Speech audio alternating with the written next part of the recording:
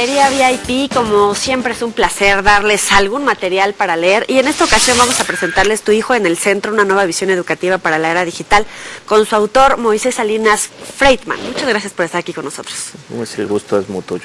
Oye, ¿cómo está nuestro país en materia de educación? Pues mira, en realidad, como la mayor parte de los países de Latinoamérica, seguimos utilizando modelos que son modelos que fueron creados hace más de 150 años. Hemos avanzado en algunas cosas que tienen que ver con alfabetización, que tienen que ver con niveles de competencias básicas como lectura y escritura, pero en general, en lo que tiene que ver con cosas más avanzadas, pues seguimos muy retrasados tanto en comparación con países primermundistas como en comparación con otros países que han hecho experimentos en tratar de traer modelos educativos más modernos, inclusive como Brasil. Así que estamos todavía con mucho camino por recorrer. Oye, y en el libro, que lo divides en 5 partes, hablas acerca de los exámenes estandarizados como una prueba única, tal vez ineficiente, no sé en qué grado, pero ¿tú cómo evalúas la prueba enlace que se realiza aquí en México? Mira, te voy a decir en general lo que sucede con los exámenes estandarizados. Cada niño es diferente. Cada niño tiene un estilo de aprendizaje diferente, cada niño tiene motivaciones diferentes, tiene intereses diferentes. Hay una caricatura en el libro que a mí me gusta mucho, por ejemplo, en el que hay un mono, un elefante, un pescadito, y hay un maestro enfrente que dice, bueno, para hacer las cosas parejas, pues todo el mundo tiene que tomar el mismo examen, suban por favor al árbol. Lo mismo sucede con los niños en el salón de clases, a pesar de que todos son de la misma edad y a pesar de que tratamos de hacer clases relativamente homogéneas, en realidad cada niño pues tiene un estilo diferente, tiene motivaciones diferentes. Es muy difícil medirlos a todos con la misma regla. No solo eso, un examen estandarizado tiene limitaciones muy importantes. Primero que nada, favorece ciertos estilos. Si a ti te gusta más lo oral, por ejemplo, sobre lo escrito, pues estás en desventaja. Si tú eres una persona más auditiva o menos visual, si eres una persona que le gusta trabajar en grupo y tiene facilidad en trabajo en grupo, pero te cuesta más trabajo de manera individual, pues el examen también te pone en desventaja. Y lo último es que los exámenes tienden a medir competencias mucho más básicas, pero no lo que es aprendizaje significativo, no el aprendizaje profundo, las cosas que están relacionadas con pensamiento crítico, creatividad, innovación, que son las competencias fundamentales para tener éxito en el siglo XXI. Tú hablabas de creatividad, inteligencia analítica, inteligencia práctica y valores como realmente lo que nos puede servir a lo largo de nuestra vida. Y sin embargo, pues las evaluaciones a los que estamos acostumbrados no necesariamente evalúan justamente estos 4 tópicos. Así es, o sea, fíjate tú en cualquier problema de la vida real que enfrentamos, ¿no? Son problemas complejos, son problemas que no tienen una solución correcta e incorrecta, sino que tienen muchas posibles soluciones y cada una con sus ventajas y sus desventajas. Aprender a resolver problemas de ese tipo requiere de pensamiento crítico, requiere de áreas como valores, como trabajo en grupo, como innovación, como tomar riesgos. Es algo, por ejemplo, que nosotros castigamos en la escuela. Si tú quieres tener una buena calificación, pues a lo mejor te vas por lo seguro. No tratas de hacer algo innovador y diferente, porque si no te pone una calificación, esa calificación se queda en tu boleta y te sigue para siempre. No hay manera de decir, aprendí de mi error y ahora estoy haciendo algo nuevo basado en ese aprendizaje. Como sabes, pues en la escuela principalmente lo que tiene que ver con la lingüística verbal y con la analítica matemática, pues eso es lo que enfatizamos, y el que es bueno en esas inteligencias ya la hizo. Pero el que no recibe el bullying, y a lo mejor si no sabemos orientarlo se puede perder, cuando en realidad puede terminar siendo un talento precisamente para aquello a lo que ya es bueno desde chiquito. Así es, definitivamente. O sea, todos somos buenos en diferentes cosas, todos tenemos grandes talentos y tenemos también cosas en las que no somos tan buenos, pero como nosotros enfatizamos ciertas cosas en particular, ciertas inteligencias, ciertos estilos de aprendizaje, pues aquellos niños que naturalmente son buenos en esas en particular tienen una ventaja tremenda sobre los otros en el salón de clases. A ver, ¿qué pasa? Por ejemplo, las mamás que han detectado, o los papás que han detectado en sus hijos facilidades para la música, para la lingüística, etcétera, y no tanto para las matemáticas o los deportes, ¿cómo pueden incentivar a sus hijos? ¿Qué métodos atractivos, aquellos a los que puedan participar, pueden ayudarlos? Es muy importante entender que para nosotros poder realmente aprender algo, no nada más memorizarlo para un examen, pero lo que llamamos aprendizaje significativo. Tenemos que estar intrínsecamente motivados. El aprendizaje tiene que ser relevante para nosotros. Si algo no es relevante para nosotros, no lo vamos a aprender. Piensa nada más en todo lo que nosotros aprendimos durante la escuela, álgebra, química, o sea, son tantas cosas y que nosotros no nos acordamos porque en realidad jamás fueron relevantes. Los que se acuerdan de las matemáticas y de la álgebra y el cálculo son aquellos que realmente les gustaba, era relevante y entonces siguieron carreras en ingeniería, en computación, en cosas que estaban relacionadas. Si tú quieres motivar a un niño, lo que tienes que hacer es que le tienes que dar una voz en el aprendizaje. Lo tienes que llevar, tienes que verlo como un individuo que es único, diferente a todos los demás y tratar de llevar el aprendizaje a las necesidades del niño. Nunca vas a poder obligar a alguien que no le gusta y que no es bueno en matemáticas a aprender matemáticas. Lo puedes obligar a que se lo memorice o a que haga lo mínimo necesario para poder pasar, pero es en realidad una pérdida de tiempo. O sea, las planas, aquellas de repite 1000 veces tu nombre. No, esas son tremendas, porque no solo, inclusive a los niños que son buenos en matemáticas los aburren, porque el que es bueno en matemáticas dice, pues ya aprendí a hacer la multiplicación, ahora ¿por qué la tengo que hacer otras 899 veces? Claro. Entonces, tenemos que hacer aprendizaje que es mucho más activo, que es mucho más grupal, que permite mucho más el riesgo y la innovación, tratar cosas nuevas y que en general es mucho más significativo para el niño. Ahora, también abordas acerca el tema acerca de, por ejemplo, las calificaciones. Y en términos internacionales, México ocupa el último lugar, el 34, en los países de la OCDE en materia de educación. ¿Esto cómo nos posiciona? En los estudios de PISA y que otra vez como los exámenes estandarizados, como el enlace, miden cosas muy específicas y muy particulares. Esos exámenes son importantes y hay que verlos de dos maneras diferentes. Son importantes porque por un lado te dan una visión en general de qué es lo que está haciendo el sistema educativo. Y número dos, porque tienes que ver al 10% más alto de los niños. Porque al final de cuentas, por ejemplo, en ciencias o en matemáticas, si ves que el 10% superior de los niños en PISA o en enlace les está yendo comparativamente como los niños, como el 10% superior de los niños en otros países, esos son los niños que se van a dedicar a áreas de ciencias y matemáticas y que entonces están teniendo una buena formación básica para después seguir carreras en estas áreas. Para el resto de los niños en realidad no es tan relevante. Es importante saber que en México lo que eso refleja es que no estamos haciendo un buen trabajo en las escuelas, pero más importante que no estamos preparando a la generación del futuro que se va a dedicar a áreas de ciencias y áreas de matemáticas, porque no vemos a ese 10% superior que es comparable a niños en otros países. ¿Y nos funciona el hecho de que nadie repruebe en la primaria? Pues mira, lo que nos dicen las investigaciones hoy en día sobre lo que es reprobar es que en realidad como un mecanismo de aprendizaje no te sirve gran cosa. Nos da la sensación, porque pues el niño está volviendo a repetir material que ya vio, que el niño está mejor la segunda vez. Pero los estudios que ven a los niños 7, 8 años después de que los repruebas, lo que encuentran es que a final de cuentas vuelven a regresar a estar en el mismo nivel en el que estaban originalmente. En realidad no es un mecanismo que sea productivo desde el punto de vista o que ayude al niño a aprender mejor. Lo que ayuda a un niño a aprender mejor es ver cuáles son sus debilidades individuales y tratar de darle apoyo, no volverlo a hacer repetir las cosas que las que ya se sabe y ya aprendió y es bueno, pues se va a aburrir, y las que no le van a seguir siendo difíciles. Pero pues como es la segunda vez, pues de alguna manera es más fácil volverlas a pasar. Moisés, ¿en qué deben de poner atención a las autoridades a la hora de que si ya no van a repetir el año, no van a reprobar, cómo pueden medir que van avanzando en el conocimiento y la práctica de todo lo que se les enseña? Mira, tenemos un problema muy serio en todo lo que tiene que ver con la evaluación. Una evaluación que es significativa para el niño, para ayudarle a su aprendizaje, tiene que ser una evaluación cualitativa, que de veras vea en profundidad lo que sabe, lo que no sabe el niño, las áreas de debilidad, las áreas de fortaleza.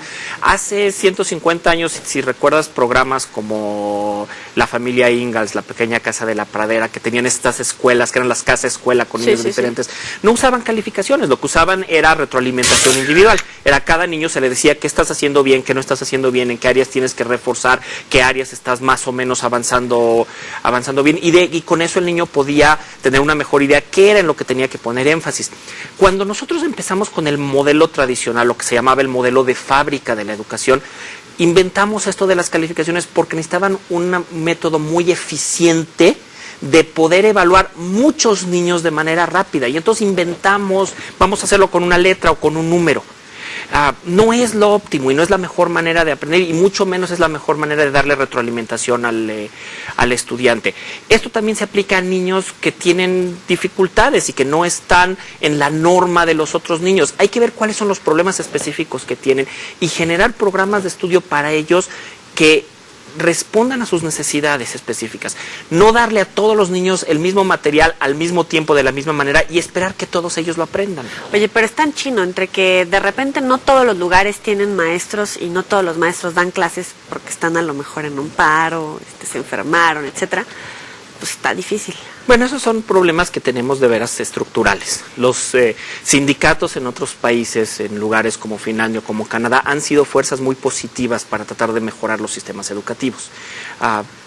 No hay ninguna razón para que en México no fuera así. Si fueran sindicatos democráticos y transparentes, podrían ser fuerzas positivas y ayudar a cosas como, por ejemplo, garantizar que la formación docente sea una formación de calidad, garantizar que los maestros tengan todos los materiales en sus clases que necesitan para poder dar las clases. Yo he trabajado mucho con maestros en capacitación, en formación docente, y te puedo decir que la gran mayoría de ellos es gente muy dedicada y muy comprometida, que entra en educación porque quieren ayudar a los niños y hacer una diferencia. Pero si no les damos el marco formativo y el marco normativo para que puedan hacerlo, pues simplemente terminan cayendo dentro de este sistema y terminan peleando por mantener el sistema como es. Moisés, ¿en qué redes sociales te pueden seguir o te pueden escribir? Me pueden buscar en Twitter, estoy como msalinas.phd. Tengo una página de Facebook, pero no es muy activa, pero nos pueden buscar en la página de la editorial de Random House, el sello Debate. Nos pueden buscar, es megustaleer.com.mx. Ahí van a encontrar un poquito más de material. De todas formas, les recomendamos que lean este libro, Tu hijo en el centro. Vamos a hacer una pequeña pausa y volvemos.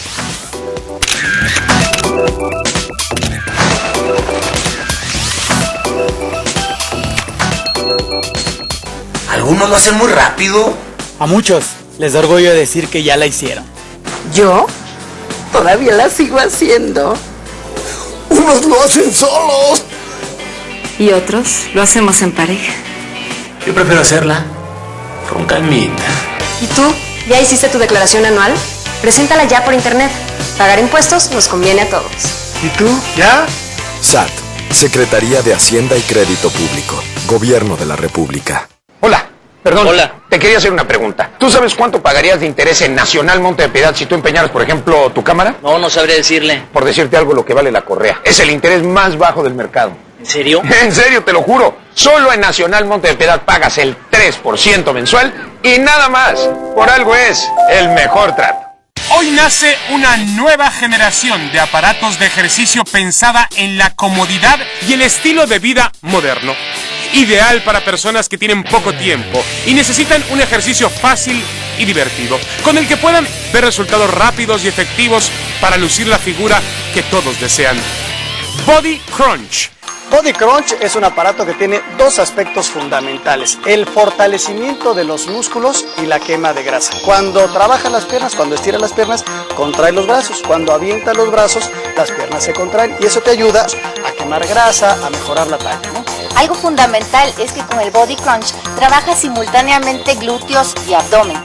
En cada una de las posiciones, tanto de manos como de pies, se está poniendo en movimiento todo el cuerpo de pies a cabeza, enfatizando el trabajo abdominal, de glúteos y de muslos, que es tan importante para nosotras las mujeres. Para probar la efectividad de Body Crunch, enviamos el aparato a casa de algunos voluntarios y les pedimos que lo probaran durante un mes. Y ellos mismos se grabaron cada semana para registrar sus avances. Esta es mi última semana con el Body Crunch y yo estoy muy contenta porque todo el mundo me dice que se notan los resultados. Logré mis objetivos y eso me demuestra que todo lo que te propones lo puedes lograr. No pensé que alcanzara tan fácil y tan rápido mis objetivos deseados. Como se darán cuenta, mi abdomen está mucho más plano, mucho más definido, mis músculos han crecido mucho más, soy más ágil, tengo más condición gracias al Body Crunch. Body Crunch tiene un precio irresistible. Si marcas en estos momentos, incluiremos además las rutinas que están diseñadas para bajar de peso y tallas. Cada rutina incluye indicaciones especiales para cada caso, combinando velocidad, respiración y ritmo. Marca a este teléfono y pide el tuyo. Pregunta por la promoción de lanzamiento.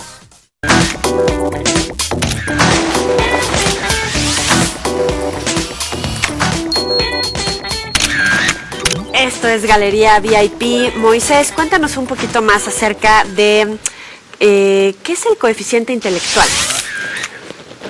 Mira, es un concepto muy interesante, es algo que surgió hace un poco más de 100 años, con la idea de que pues la inteligencia era esta cualidad única que se podía medir en la gente. Y si queríamos saber en qué nivel estabas, pues se podía generar una prueba que en realidad nos dijera si la persona estaba pues en un nivel alto o bajo de coeficiente intelectual. Y pues surge con la premisa efectivamente de que pues la inteligencia es algo único, es un solo constructo, un solo concepto, y que ese concepto es medible y observable y que es básicamente innato, que naces con él. Los últimos 30, 40 años hemos tenido mucha investigación que nos ha dicho que en realidad no es así, no hay un solo coeficiente intelectual, sino que tenemos muchas inteligencias diferentes y que no están necesariamente relacionadas. Todos sabemos la historia, ¿no?, del chavo que dices, pues este chavo en la escuela no le va tan bien, pero afuera es el que más... El líder. El líder, el tiro, el que se la sabe todas, ¿no?, que tiene mucho más inteligencia social, o el chavo que es muy bueno en algo que tiene que ver con matemáticas, y todo un genecito, pero cuando se trata de hacer amigos o invitar a chavas a salir o a chavos a salir, no la da, ¿verdad? Dices, ¿cómo alguien tan inteligente puede ser que no entiende las cosas tan básicas? Y eso es porque tenemos muchas inteligencias y casi todos tenemos algunas que son muy fuertes y otras que son mucho más débiles. ¿El mexicano en general tiene algún dote? Pues mira, más que dote, nosotros tenemos ciertos patrones culturales. Somos, por ejemplo, mucho más sociales y nos gusta mucho más interactuar con otras personas que los americanos o que los europeos, que son mucho más individualistas y les gusta estar mucho más en trabajar por sí solos y arreglárselas ellos solos. También nos acostumbramos mucho más al caos, al desorden. Tenemos tolerancia por las cosas que no son ordenadas y organizadas. Si te fijas, los americanos, los alemanes, todo tiene que estar súper organizado y súper reglamentado. Sí, y a los mexicanos no nos gusta tanto así. De hecho, nos gusta que haya cierta flexibilidad y cierto movimiento. Los estilos educativos que se promueven en la escuela generalmente no promueven ese tipo de cosas. Son mucho más rígidos y mucho más individualistas. Tú propones una educación centrada en el estudiante que critique, que sea creativo. ¿Cómo hacerlo? Pues mira, hay muchos modelos que se han usado alrededor del mundo. Hay miles de escuelas en todas partes que han intentado este tipo de modelos. Es una educación en la que el maestro deja de ser el experto y el director y el centro de la atención, en el que el maestro no se para enfrente a vertir información como si fuera una cubeta en el alumno, sino el que en el maestro se vuelve un facilitador, se vuelve un tutor, alguien que le da andamiaje al alumno para que el alumno explore, investigue, descubra y le va dando las herramientas conforme el alumno lo va haciendo. Se ve muy, muy, muy diferente porque entonces en vez de tener a todos los niños en filas y el maestro enfrente hablando, lo que tienes es a los niños trabajando y al maestro dando vueltas, ayudándole y sentándose con los alumnos para apoyarlos en aquellas áreas en las que necesiten y para motivar en las áreas en las que tienen más fortalezas. Mucho más interactivo, más de juego, más... Mucho más... Mira, es básico que nosotros aprendemos haciendo y no escuchando. Entonces es una educación que es activa. Aprendemos también mucho más interactuando. Cuando tenemos que pensar las cosas porque las vamos a platicar y discutir, las tienes que realmente analizar porque tienes que defender tu punto de vista, tienes que explicar lo que estás haciendo. Entonces es una educación que es mucho más activa, que es mucho más grupal, que es mucho más individualizada en el sentido de que tú decides más los contenidos y las metodologías, le das una voz al niño en vez de que el niño sea un agente pasivo que está sentado recibiendo información. Oye, y también abordas el tema de las herramientas educativas en la era digital y pones algunos ejercicios básicos como usar correo electrónico, chat, blog, etcétera. Sin embargo, ¿qué pasa, por ejemplo, en aquellos lugares donde no hablan el mismo idioma, la misma lengua, o no tienen luz, no tienen energía eléctrica para una computadora, una tablet, etcétera? ¿Cómo pueden acortar esa brecha? Mira, es fundamental en el siglo XXI que hay que tener acceso a las computadoras, porque si no, no vas a ser competitivo. Sin embargo, hay muchas comunidades marginadas. Yo estaba trabajando con un proyecto, por ejemplo, con el gobierno de Sonora, que trabajaban junto con la organización One Laptop Per Child, en la que estaban trayendo computadoras para niños que están precisamente en zonas marginadas. No se trata nada más de darles una computadora. Sabemos, la investigación nos ha demostrado que aventar una computadora en el salón de clases, darle computadoras a los niños sin hacer ningún otro cambio no sirve para nada. Necesitas comprarlas y dárselas en la mano no funciona. No tiene, porque los niños van a hacer con ellas lo que les sale naturalmente, que va a ser meterse a los juegos, meterse a las redes sociales. Si tú quieres realmente que las computadoras hagan una diferencia, además de darle acceso a las computadoras, necesitas cambiar los modelos pedagógicos y necesitas cambiar los modelos de formación docente, para que el docente sepa qué hacer. Hoy en día el maestro promedio usa las computadoras como en mi época, cuando éramos chiquitos, usaban los proyectores de acetatos. O sea, hacen su PowerPoint y lo proyectan.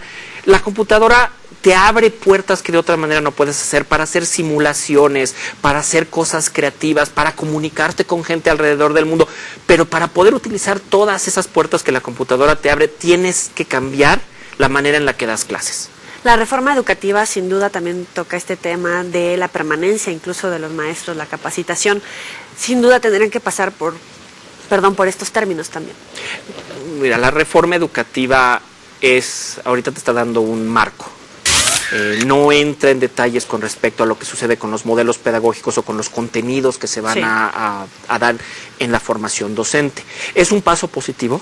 Es un paso positivo porque nos da una estructura que falta en la educación mexicana, pero tiene que ir mucho más allá tiene que llegar al punto en el que definitivamente le dé voz a los maestros, le dé voz a los alumnos, le dé voz a los papás, que no tenemos voz en el proceso educativo. La mayor parte de nosotros vamos a la escuela solo cuando nuestros hijos tienen un problema disciplinario o hay algo administrativo, pero casi nunca llega un papá a la escuela a decir, a ver, quiero ver cómo le están dando clases a mi hijo, oye, ¿por qué estamos utilizando este modelo pedagógico? ¿Por qué estamos dando clases de esta manera? Casi nunca cuestionamos, le damos una carta en blanco a la escuela y confiamos en que la escuela va a hacer un buen papel en educar a nuestros hijos. Y es importante que como papás nos eduquemos y nos involucremos en esto, que no simplemente dejemos a la escuela ser, sino que nos convirtamos en un actor, un participador en el proceso. El servicio profesional docente es una buena idea, pero falta desarrollarla.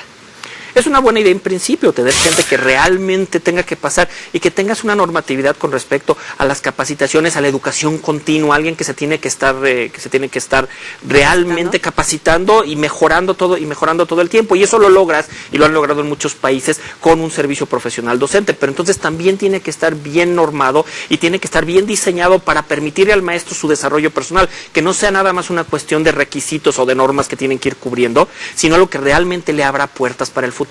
Y en el caso, por ejemplo, de los contenidos, estaría bueno también la participación de los papás para definir, elegir los contenidos. En los modelos centrados en el estudiante, los contenidos son individualizados. Puedes tener guías en general de qué es apropiado para las diferentes edades, pero como cada niño es diferente, es muy importante que los contenidos sean lo que es relevante e importante para cada niño en particular. Y los papás tienen un papel que jugar en ese sentido. Ser parte del proceso, estar en contacto con el tutor, con el facilitador, y poder ir armando un programa de estudios que sea apropiado y adecuado para sus niños, especialmente cuando son más chicos. Estos modelos ya nos das ejemplos que han sido probados en otros países y han resultado exitosos. Así es, bueno, en muchos países, en el tercer mundo, por ejemplo, se intentó en Porto Alegre, en Brasil, hacer un experimento en este sentido, pero hay en muchos países del mundo escuelas en Estados Unidos, en Canadá, en Europa, Inglaterra, en Finlandia, en Israel, que se han intentado modelos que son centrados en el estudiante y que se ven muy distintos a lo que es el salón de clase tradicional. Y ahí es donde viene mucho la resistencia, no estamos acostumbrados, bueno, un salón de clases es así. sucede algo diferente. Yo he visto situaciones en las que un inspector, un supervisor llegan a un salón de clases cuando los niños están trabajando en grupos y haciendo aprendizaje individual y el supervisor dice, ¿sabes qué? Mejor yo regreso otro día que el maestro esté dando clases. Como si para empezar, por ahí ya. Claro, el aprendizaje sucede todo el tiempo y el aprendizaje es mucho más significativo cuando el niño tiene una voz en ese proceso. Oye, ¿las presidencias o liderazgos vitalicios al interior de los sindicatos se debe de erradicar? Sin lugar a dudas. Como decíamos, los sindicatos pueden ser unas fuerzas muy positivas en el cambio educativo y en la mejora educativa, pero las dos cosas que son fundamentales es que tienen que ser democráticos y transparentes. Para que sean sindicatos que realmente representan la voz de sus agremiados, tienen que ser totalmente democráticos para que aquellos maestros que realmente quieren representar las opiniones del cuerpo docente sean los que lleguen a la cúpula y tienen que ser transparentes para que sepamos que nadie se está aprovechando de la fuerza sindical para provecho propio, que desafortunadamente en México pasa mucho en muchos sindicatos, no nada más en la educación, pero que pudimos ver ejemplos muy claros recientemente de cómo gente se enriquece y se aprovecha del sistema para su ganancia personal. Hablando de pecados, vamos a la sección de los 7 pecados. Te voy diciendo cada uno, me claro dices lo sí. primero que se te ocurre.